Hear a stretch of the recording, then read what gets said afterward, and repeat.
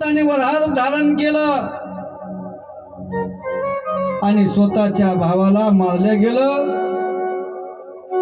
त्याच वेळेस हिरण्यकशिपू रागानं या ठिकाणी जळपळाट झाला आणि तो शोकाने संपत झाला। शोक त्याला अनावर झाला। त्या भगवंतानं त्या देवानं माझ्या भावाला मारलं गेलं।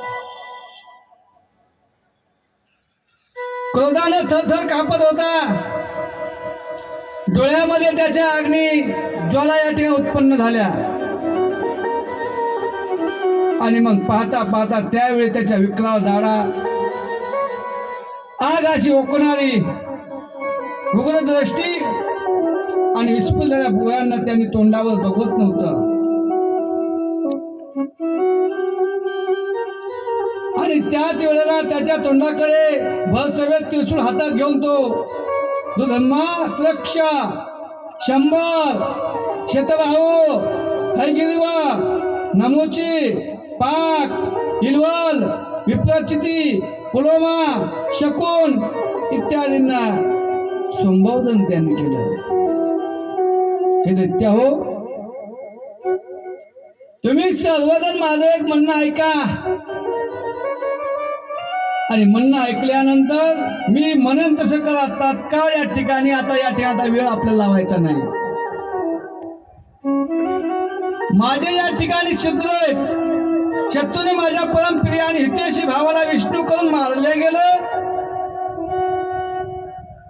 आणि त्याची समदृष्टी माझ्यावर या ठिकाणी असून सुद्धा विष्णू मुळात शुद्ध तेजरूपासून आता माझ्या मायेनं त्याने काय केलं, वराहरूप धारण केलं आणि वराहरूप धारण केल्यानंतर त्याने आपला स्वभाव सोडला नाही।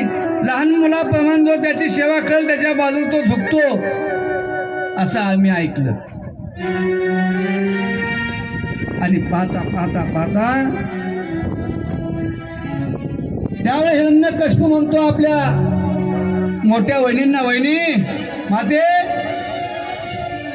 तुम्ही या ठिकाणी शोक करू नका।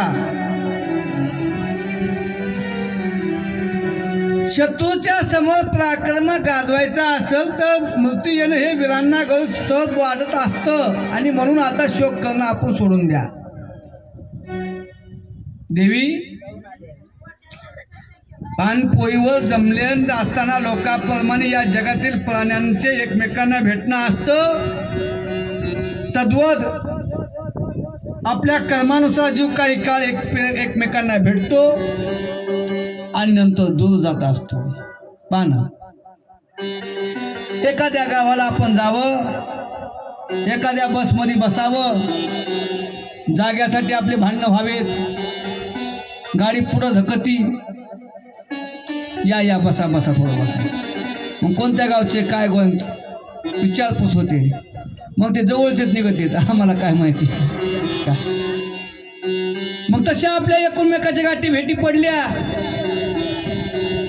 आणि ज्याचा प्रवास आला त्याला उतरावं लागतं।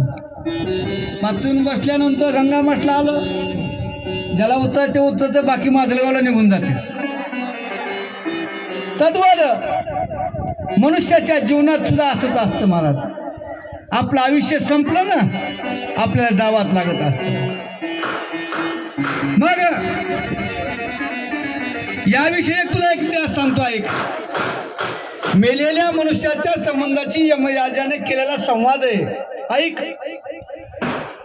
उष्णीर देशामध्ये सुयज्ञ नावाचा एक प्रसिद्ध राजा होऊन गेला आणि त्या राजानं लढाईमध्ये त्याला मारल्या गेलं। त्याच वेळी त्याचे भाऊबंद सर्व त्याच्या सोबती त्याच्या जवळ बसले होते। त्याचं रत्नजडित कवच चिन्ह विच्छिन्न झालं होतं। अंगावर अलंकार माळा विस्कटलेल्या होत्या, विस्कटून गेल्या सर्व। आणि तो मेला होता, त्याचं शरीर रक्तानं लडबडलेलं होतं, केस असे विस्कटलेले होते, डोळे या ठिकाणी बाहेर आले होते आणि तो क्रोधाने असे दात खाऊ लागलेला आहे। ओठ मध्ये दबले होते, कमळासारखं त्याचं मुख धुळीला माखलं होतं आणि युद्धामध्ये त्याचं शस्त्र आणि हात तुटले होते महाराज. मग आपले पती उष्णील नरेशाची देववशात झालेली ही दशा पाहिली आणि त्याच्या पत्न्या होत्या, त्यांच्या पत्नीला दुःख झालं महाराज, खूप दुःख झालं. त्या जोरजोरानं लढू लागलेल्या आहेत, छाती पिटून घेऊ लागलेल्या आहेत आणि स्वामींच्या चरणाजवळ जाऊन ओक्ष लढू लागलेल्या आहेत. स्वामी हे नाथ, आम्हाला सोडून गेलात, आम्हाला सोडून गेलात. त्या इतक्या लढू लागल्या की डोळ्यातील अश्रू कुंकुम मंडित रत्नावर पडून त्या लाल रंगाच्या धाराने त्यांच्या प्रितमाचे पाय धुतले होते. केस अलंकार अस्वस्थ विखुरले गेले. करुण स्वरामध्ये त्या विलाप करत होत्या आणि ते ऐकून पाहणाऱ्या माणसाच्या मनामध्ये कालवा कालव होऊ लागलेली. काय राजा सुंदर होता, काय प्रजेची पालन पोषण करायचा, असा राजा होणं नाही. आपलं बी असं असतं महाराज. आपल्याला वैराग्य प्राप्त होतं मशानभूमीपर्यंत गेल्यानंतर.